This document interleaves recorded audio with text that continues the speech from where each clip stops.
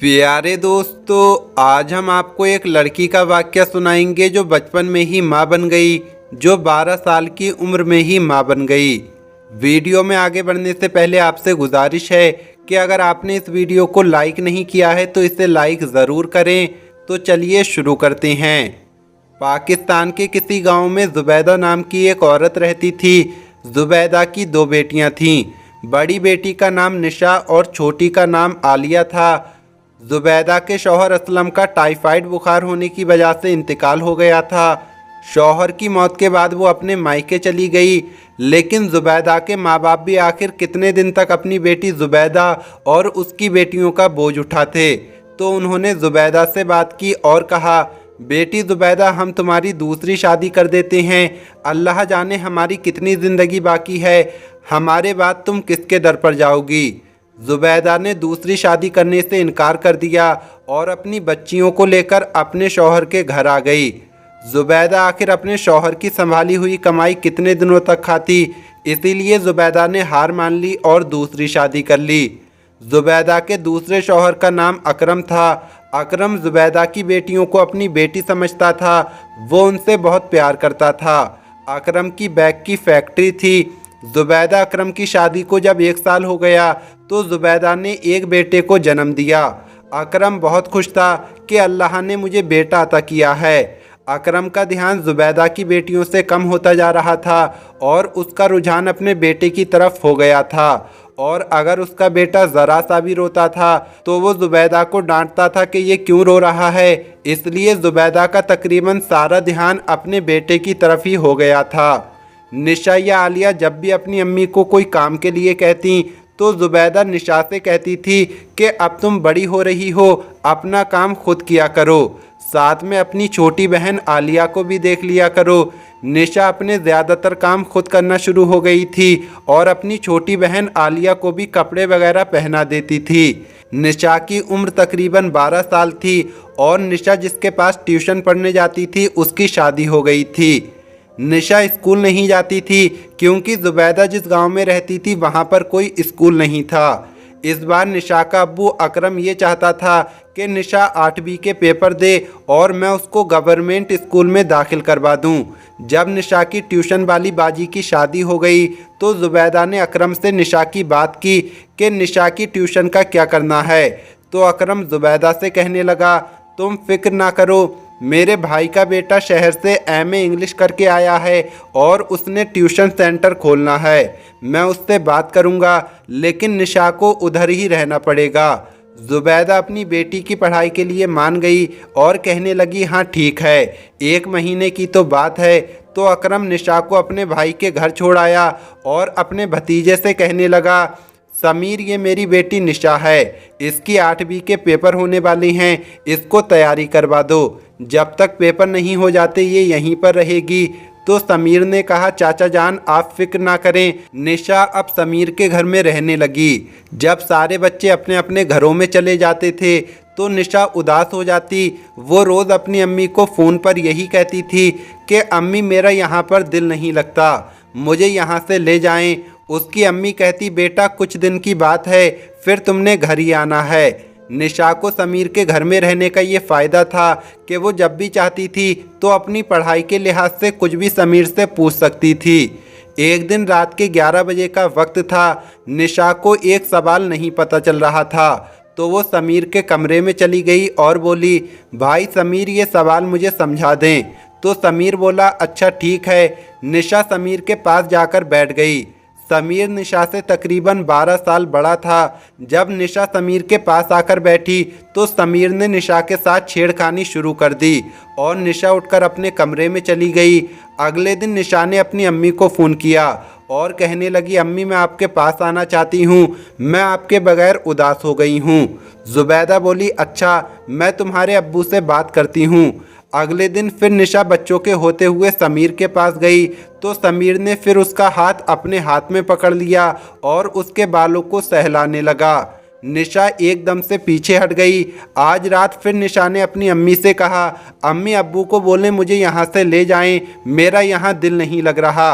निशा जब भी अपनी अम्मी को फ़ोन किया करती तो अपनी अम्मी से खुलकर बात ना कर पाती, क्योंकि समीर उसके पास ही खड़ा होता था। जुबैदा ने फिर अकरम को कहा कि निशा को ले आओ, वो उदास हो गई है। अकरम ने कहा आज फैक्ट्री से वापसी पर ले आऊँगा। रात के वक्त निशा का अब्बू अकरम अभी सोच ही रहा था कि निशा को घर लेकर जाना है, लेकिन अचानक में इमरजेंसी में 1000 बैग का ऑर्डर आ गया। तो अकरम के मुलाजिम घर जा चुके थे। वहां पर बस 2 मुलाजिम बाकी बचे थे जो फैक्ट्री में ही रहते थे। 1000 बैग्स का ऑर्डर था। अकरम ने अपने मुलाजिमों के साथ वो ऑर्डर तैयार कराया। जुबैदा ने अकरम को बहुत फ़ोन किया, लेकिन काम में बिज़ी होने की वजह से अकरम को पता ना चल सका। इधर समीर के घर वाले किसी शादी में चले गए थे। आज घर में समीर और निशा अकेले थे। समीर निशा के कमरे में आया और कहने लगा, निशा आज तुम्हें क्या पढ़ना नहीं था? और निशा ने अपनी आंखें नीचे कर लीं। जब समीर निशा के करीब आकर बैठा तो निशा उठकर जाने लगी। तो समीर ने उसे एकदम से बेड पर धक्का दे दिया और उसको अपनी हवस का निशाना बनाया। अगले दिन निशा का अब्बू अकरम उसको लेने आ गया और बोला, मुझे तो लगता है कि तुम्हें पढ़ना ही नहीं है, तुम्हें पढ़ने में कोई दिलचस्पी नहीं है। रोज़ अपनी अम्मी को फ़ोन करके कहती हो कि मुझे ले जाओ, मुझे ले जाओ। तो अकरम की इस बात पर समीर कहने लगा, हाँ चचा जान, आप सच कह रहे हैं, इसे पढ़ाई में कोई दिलचस्पी नहीं है। जिस दिन से आई है बस यही रट लगाई है कि मुझे घर जाना है, मुझे घर जाना है। तो अकरम बोला, यार समीर, मैं ही पागल था जो इनके शौक़ पूरे करने चला था। भला आज तक कोई सौतेली औलाद भी किसी की अपनी बनी है? आज इस लड़की ने बता दिया कि मैं इनका सौतेला बाप हूँ। ये कहकर अकरम निशा को घर ले आया। निशा जब घर आई तो अपनी अम्मी के गले रखकर बहुत रोई और अपनी अम्मी को समीर के बारे में सब कुछ बता दिया कि अम्मी पहले तो वो मुझे 4 से 5 दिन तक छेड़ता रहा और जिस दिन घर पर कोई नहीं था उस दिन उसने मेरे साथ ज़्यादती की। मैंने उसे बहुत रोका लेकिन वो बाज नहीं आया।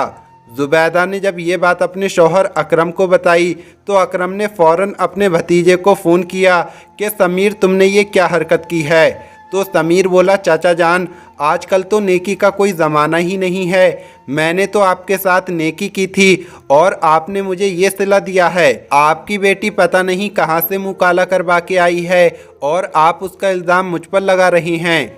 अकरम ने उसकी ये बातें सुनी तो उसने जुबैदा से कहा, करवा दी मेरी बेइज्जती। मेरा भतीजा कह रहा है मैंने तो कुछ ऐसा नहीं किया है और ना ही मुझे इस बारे में पता है। फिर अकरम अपनी बेटी निशा से कहने लगा, ऐसा कुछ नहीं है, ये सब बस निशा के ना पढ़ने के बहाने हैं, ये सब कुछ झूठ बोल रही है। और अकरम ने निशा के ऊपर थप्पड़ दे मारा और कहने लगा, नहीं पढ़ने जाना है तो मत जाओ, कम से कम मेरे भतीजे के ऊपर इतना गंदा इल्ज़ाम तो न लगाओ। ये कहकर अकरम अपने कमरे में चला गया।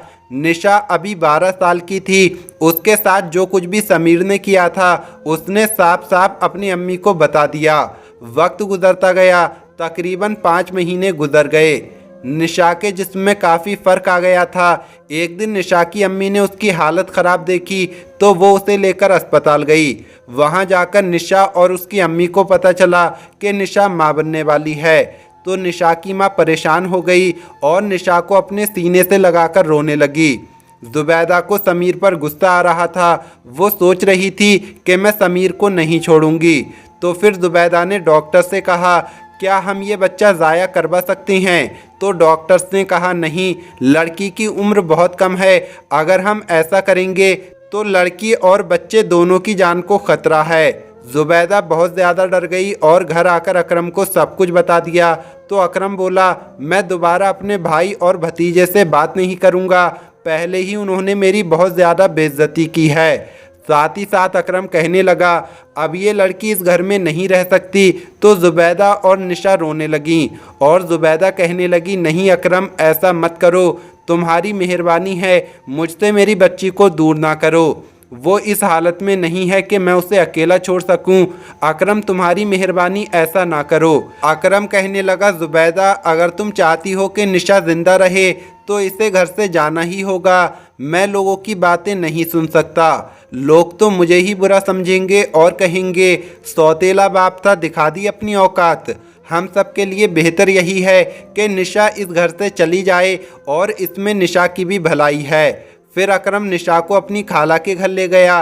अकरम की खाला कहने लगी, भला मैं क्यों इस बदनामी के ढेर को अपने घर में रखूं, ले जाओ इसे यहाँ से। अरे भाई, लोग मुझे पूछेंगे ये कौन है, तो मैं उन्हें क्या बताऊंगी, मेरी भी कोई इज्जत है, और वैसे भी मेरा तो इसके साथ कोई रिश्ता भी नहीं है, तुम तो फिर भी इसके बाप हो। जब तुम इसे अपने घर में नहीं रख सकते तो मैं क्यों रखूं। अकरम निशा को लेकर वापस आ गया और जुबैदा से बोला, इसका बच्चा ज़ाया करवा दो। तो जुबैदा रोने लगी और अकरम से कहने लगी, मैंने आपको पहले भी बताया था, अगर बच्चा ज़ाया करवाया तो निशा की जान को ख़तरा है। जुबैदा ने सोच लिया था कि अकरम कुछ करे या ना करे, मैं अपनी बेटी को इंसाफ दिलाकर रहूँगी। अगले दिन जुबैदा निशा को लेकर समीर के घर चली जाती है। जब जुबैदा समीर के घर जाती है तो वो अपनी चाची जुबैदा और निशा को देखकर चौंक जाता है और समीर के चेहरे का रंग बदल जाता है। जुबैदा उसका चेहरा देखकर अंदाज़ा लगा लेती है कि इस कमीने ने ही मेरी बेटी के साथ ज़्यादती की है। समीर के माँ बाप कहते हैं, बहन बैठो। तो जुबैदा बोली, कुछ नहीं, मैं बस इधर से गुजर रही थी तो मैंने सोचा क्यों ना आपका हाल पूछती चलूं। उसके बाद जुबैदा निशा को लेकर घर आ गई। जुबैदा के जहन में कुछ चल रहा था, पता नहीं वो क्या था। जुबैदा ने अगले दिन समीर को फ़ोन किया और कहने लगी कि मुझे तुमसे मिलना है।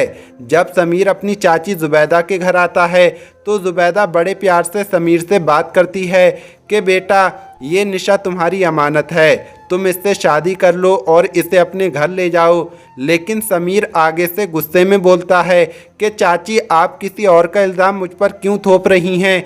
तो जुबैदा भी गुस्से से बोली, ये किसी और का इल्ज़ाम नहीं बल्कि तुम्हारा गुनाह है और तुम्हें ये कबूल करना ही होगा। ये गुनाह तुमने किया है, बोलो तुमने मेरी बेटी के साथ ज़्यादती की है, वरना मैं सबको बता दूंगी। जुबैदा अपने मोबाइल में ये सब बातें रिकॉर्ड कर रही थी, लेकिन इस बारे में समीर को कुछ भी नहीं पता था। पहले तो वो नहीं माना, फिर अचानक गुस्से में कहने लगा, हाँ मैंने तुम्हारी बेटी के साथ ज़्यादती की है, बोलो क्या करोगी। मैं तो लड़का हूँ, मेरी तो कहीं भी शादी हो जाएगी, लेकिन तुम्हारी बेटी की बदनामी होगी वो अलग, और तुम्हारी बेटी के साथ कोई शादी भी नहीं करेगा। जाओ बताओ, बोलो सबको कि मैंने तुम्हारी बेटी के साथ ज़्यादती की है। ये कहकर समीर वापस जाने के लिए मुड़ता है। जुबैदा को समीर की बात सुनकर बड़ा गुस्सा आता है और जुबैदा पीछे से उसकी गर्दन पे छुरी मार देती है और समीर की मौत हो जाती है। उसके बाद जुबैदा अपनी बेटी को लेकर अपनी बहन के घर जाती है और अपनी बहन को अपनी बेटी की सारी दुख भरी कहानी सुनाती है। जुबैदा की बहन को बहुत दुख होता है और वो जुबैदा की बेटी को अपने घर में रख लेती है। उसके बाद पुलिस जुबैदा को समीर के कत्ल के जुर्म में पकड़ कर ले जाती है। अकरम को जब पता चलता है तो वो जुबैदा से मिलने थाने जाता है। जब जुबैदा से मिलता है तो कहता है, जुबैदा तुमने ये सब क्या कर दिया। तो जुबैदा ने जो रिकॉर्डिंग की थी वो अकरम को सुना दी। तो अकरम कहने लगा, तुम मुझे बताती, मैं तो खुद उसे देख लेता। इसके बाद जुबैदा कहने लगी, मैंने आपको बताया तो था लेकिन आपने कुछ नहीं किया। मुझे अपनी बेटी की बहुत तकलीफ़ थी, इसलिए अपनी बेटी को इंसाफ दिलाने के लिए ये सब कुछ मैंने किया है। थाने के इंस्पेक्टर ने जुबैदा की रिकॉर्डिंग सुनी तो उसे भी बहुत दुख हुआ। फांसी और उम्र कैद की बजाय जुबैदा को 10 साल की कैद हो गई। इधर जुबैदा की बेटी निशा ने एक मुर्दा बच्चे को जन्म दिया। निशा की खाला उससे बहुत प्यार करने लगी थी। निशा की खाला जानती थी कि मेरी बहन जुबैदा बहुत तकलीफ़ों से गुजरी है, इसलिए उसने निशा की शादी अपने बेटे के साथ कर दी और निशा आज उस घर में खुशहाल ज़िंदगी गुजार रही है। दोस्तों, क्या निशा की माँ जुबैदा ने उस कुत्ते नुमा इंसान समीर के साथ जो कुछ भी किया, क्या वो सही था या गलत, हमें कमेंट बॉक्स में ज़रूर बताएं।